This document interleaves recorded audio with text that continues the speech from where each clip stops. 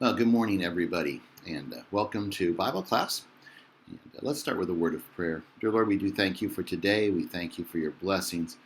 We ask, Lord, that you would be with us in this time on this video as we go over some sections of understanding the times and understanding ethics. And just be with us that this would be a profitable time. In Jesus' name, amen. All right. Well, you guys were supposed to go over these pages on Tuesday, and of course, Wednesday you don't have Bible class. You had a little chapel session, not really. And now we'd like to go over your answers that you did on Tuesday. And so let's consider what secularism has to say about ethics. Secularism has an ethics as a code of duty based on naturalistic reasons and human considerations. Now, if you remember secularism, of course, everything to secularism is naturalistic. There is no supernatural to secularism. So everything has to be explained naturalistically, and it's based on human considerations. And this kind of goes with the next couple of notes. Nature has no concern for good or bad, right or wrong. Now, you're going to get some secularists who are going to vary on some of these issues. There is a range of points of view in secularism. But this is basically an accurate statement, nevertheless. When a lion kills a zebra, is that good or bad? It's just supper. It's not a matter of good and bad or right or wrong. It's just what it does. And therefore, the only source of ethics are human beings. So that's why you go back to human considerations. We as humans, for some weird reason, unlike any of the animals, have this idea that we're concerned about what's right and what's wrong, or what's good or what's bad. As far as we know, the animals do not have this sense. I say that both biblically and as a secularist perspective. As far as we know, the animals have no concern about right and wrong, but humans do. And it's a weird thing about humans. That's the way evolutionists would look at it.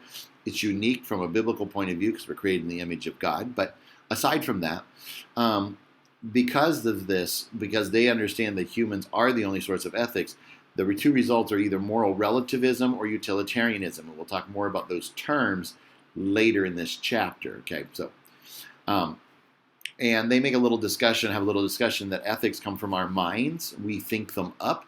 And they have this little kind of humorous, like they're the little tongue-in-cheek that, we think this will turn out okay. At least we hope it'll turn out okay. Hopefully it'll turn out okay.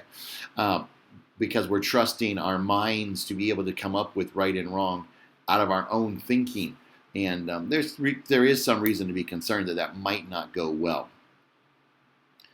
It really is hard for secularists to find anything to base their ethics on. I have listened to them do this. I have listened to secularists on various debates, try to come up with a foundation, and they don't. They really, really struggle. I just heard a debate. Well, actually, it's been a few weeks ago that I heard the debate, maybe even a few months, but it keeps coming up, and I was reminded of it again this weekend because I was sharing something in Sunday school.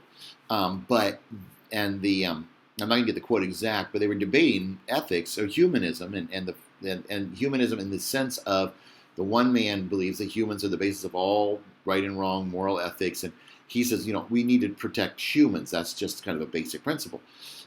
And the Christian says the problem, Armin's making the argument, the problem is that humans keep narrowing the circle of what it means to be human. And so he asked the secularist, he says, so do you agree that every human being, no matter what their accomplishments and no matter what their characteristics, every human being deserves complete protection and provision? And it was amazing that you can see the video online. The guy just stares for, it feels like a horribly long time. It's not that long. And he says, I have no idea. And the problem is he claims a basis for his morality, but he doesn't really have, it's shifting, it's changing. It's very difficult for any atheist or secularist to find something to base their ethics on.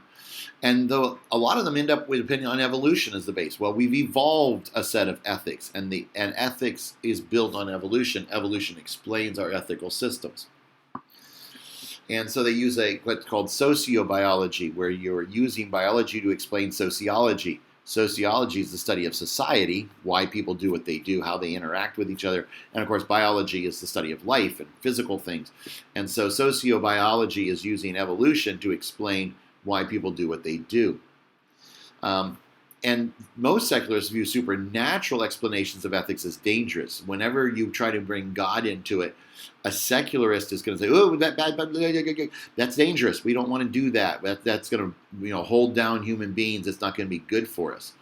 But unfortunately, kind of circling back, it is hard to make up an ethical system without any reliable sources of revelation.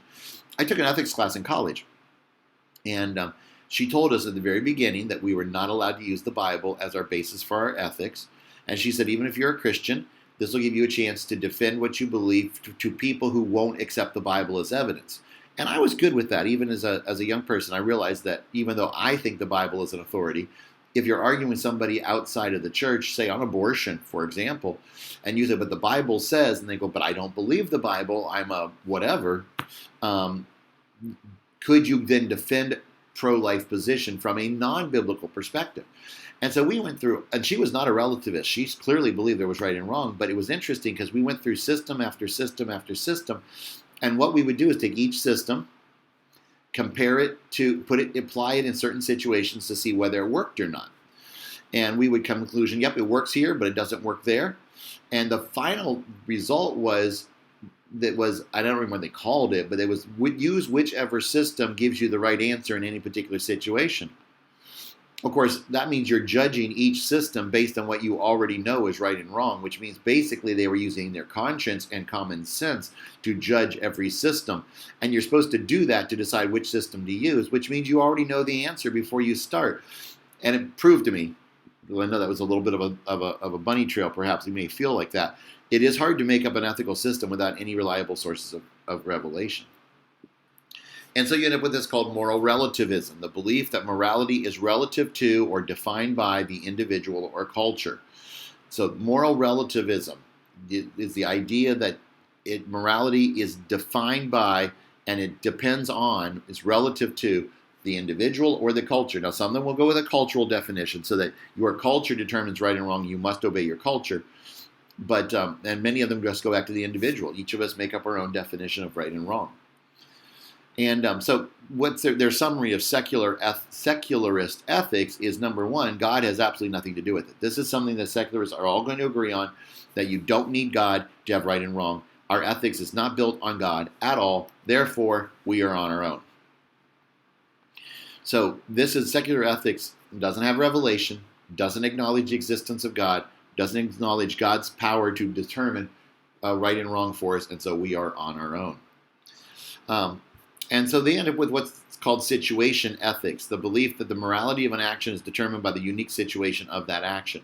In other words, there are no absolute right and wrongs all the time. Right and wrong depends on the situation. Every situation will give you a different answer as to what you ought to do. Now, I will give you, there are situational applications of ethics. I don't really think I've talked to you guys about this. There may be situations where you're going to have to decide how to apply a particular ethical concept, but that doesn't mean the right and wrong changes by situation. It means that what action you take may depend on how those basic principles of right and wrong apply in this situation. Okay, very dumb, but just, do you say it is raining or do you not say it is raining? Well, that depends on whether or not it is, right? The situation determines whether you should say it's raining or not, but the principle that you should tell the truth is underlying both of those. That's not situation ethics. Situation ethics says, no, whether or not you should tell the truth depends on the situation. So it's going not just to your action, but to the principles that underlie those actions. Scientism, we've talked about before, is the philosophical belief that reliable knowledge is obtained solely through the scientific method. Okay, so we've talked about this before. Scientism relates to only science as the source of knowledge. And therefore, if we're determining ethics and it's based on scientific method and scientific knowledge, the book makes the argument that the more intelligent the person, the more moral they should be, because the better they can think through all these questions. And my reaction to that was, ha! Because, quite frankly, I don't think any of us really believe the more intelligent the person, the more moral they are. Brilliant men have been horrible people. Um, yeah. Ted Bundy was a serial killer who was a very, very, very intelligent person, for example. That doesn't. I don't buy that. Um, and so, what you end up with a lot of secularists is what we often call stolen Christianity. They've borrowed their moral system from Christianity, but they don't want God involved. And the book called this Sitting in God's Lap to Slap His Face. And their whole point is they're using God to determine an ethical system from which they then can say we don't need God around to tell us what to do. And so they're using a biblical Christian moral system, but it's not, and they're trying to base it on atheism and scientism, and they can't, but they still like the Christian system because it actually works in real life. And so this book calls it Sitting in God's Lap to Slap His Face. But I've seen this come up in a lot of discussions, and this happens a lot with secularists. You'll see them bootlegging Christianity in and claiming that it's some sort of a neutral system, but it's not. It truly is built on Christianity. All right, so let's look at Marxism. And Marxism has a very distinct morality. It is called proletariat morality, the belief that whatever advances the proletariat and communism is morally good, and whatever hinders the proletariat and communism is morally evil. Okay, I already recorded this section once and got interrupted by the computer crashing, so I'll have to re-record this. Yeah, well, that's the way life goes, doesn't it? So whatever promotes communism, whatever leads us towards communism, that is what is good. We evolve, and therefore morality evolves. Both secularism and Marxism build a lot on evolution, and the idea that since we are changing as a race, we are changing, we are evolving, therefore morality also evolves. They believe that capitalism is immoral, and because capitalism is immoral, private property is immoral, which makes the 8th commandment that thou shalt not steal, we talked about in a previous chapter, I believe. The 8th commandment is immoral. And what that means is that they judge Christianity as being immoral because it doesn't promote communism. And so their concept of right and wrong is entirely built around communism, about promoting communism. And so the biblical commands do not necessarily hold any power for them. Ethics is good based on the direction it takes society. So in other words, the question is, does this lead us towards communism or does it not? If it does, it is good. If it does not, it is bad. It's not about any other standard. Actually, Marxism is a fairly easy one here because its question is, okay, so which direction does this decision take us? Does it take us towards communism? Good. It does not? No. History is about pain, suffering, and death. So revolution is good if it takes us towards communism. All of history, evolutionary history, is all about pain and suffering and death. It's just part of life. The first living thing died. Every living thing has died. Everything suffers. So revolution causes a lot of death, a lot of suffering. That's okay. Does it take us towards communism? If it does, it's still good. The fit survive, the unfit perish. This is natural selection. We talked about it in the college class. And so this is true of animals, but it's also true of institutions, governments, businesses, capitalism itself as an institution. If it is not capable of surviving, that's its problem. Everything should be destroyed. Anything that is unfit perishes, and that they're taking that from a biological level to a social level. So hatred is good as long as it's towards the bourgeoisie. So if you hate your neighbor, as long as your neighbor is rich, that's okay. In fact, that's good. If your neighbor is poor, like you, then you should love them, of course. But if they're the rich, the privileged, the upper class, then not only is it okay for you to hate them, you actually should hate them. It is good for you to hate them because, again, that leads us towards communism, leads us towards revolution. Che Guevara, they bring in here as a popular figure. You've probably seen the kind of weird posters, a portrait of him. It's kind of a cool art form, but Che Guevara is a popular communist, Cuban communist, and but he was a very bad person, did a lot of really bad things. But he's popular right now because he was a communist. But again, within a Marxist point of view, since he was pro-communism, what he did was good. and that's the way it goes. So again, Marxism makes it fairly simple. You don't have to have a lot of just is it pro-communism? Then it's good. All right, New Spirituality has one ethical absolute: complete freedom to act in harmony with our own understanding of truth. Their ethics is built around you being able to do what you think is right, based on your getting in touch with your inner self, with your inner God. Internal values allow us to seek the higher consciousness. External values block that ability. What that means is those values that come from within you, when you determine your own right and wrong, that helps you reach that higher consciousness, that inner God, that being thing that we've talked about with New Spirituality all year. But if the rules are coming from outside, then you will have a harder time getting in touch with your inner divinity and higher consciousness, etc. So you don't want anyone outside of you telling you what to do. You only want to make those decisions from within you. There is a truth, and you are that truth.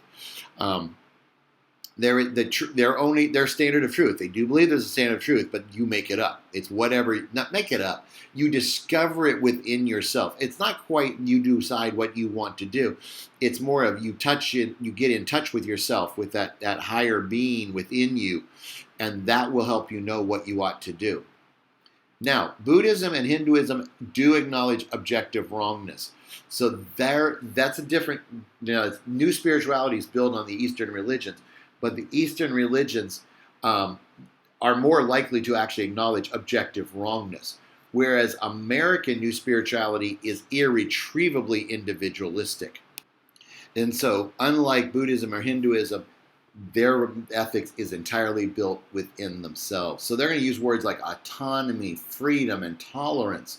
Those are the words they're going to use to talk about ethics. Autonomy, yourself. Auto is self, remember.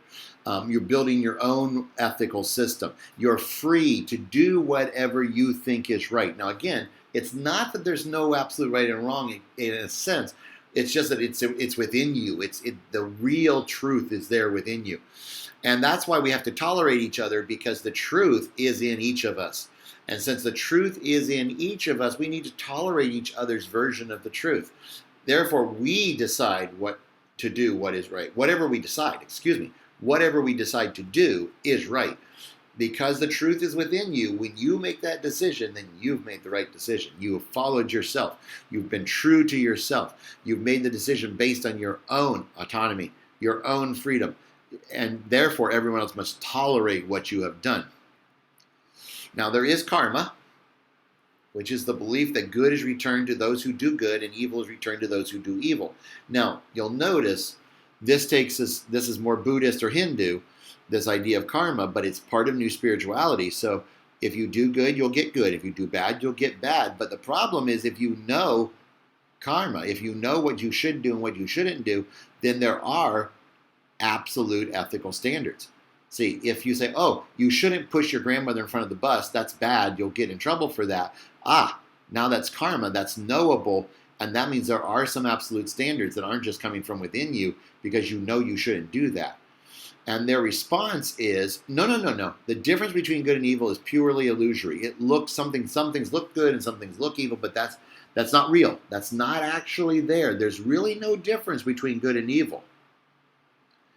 And some of you are probably screaming at the screen right now. And if this sounds coherent, see, that's because you're not sufficiently tuned into the flow of consciousness. So if you're not understanding this, your problem is you just haven't gotten in touch with your inner self sufficiently within that higher consciousness of the universe yet. You're not tuned into the flow of consciousness. And so that's why you don't understand all this. It completely makes sense to say that there is no such thing as good and evil, and if you do good, you'll get good, and if you do evil, you'll get evil, but there is actually no good or evil, so that's completely coherent if you've been in touch with yourself. Okay, that's a great place to end this lecture, isn't it? But anyway, that is the end of this section, and thank you for spending some time with me. Oh, by the way, just for fun of it, text me the word incoherent, and then I'll know that you've reached the end of this slideshow. All right, thanks a lot, guys. We'll talk to you later. Bye.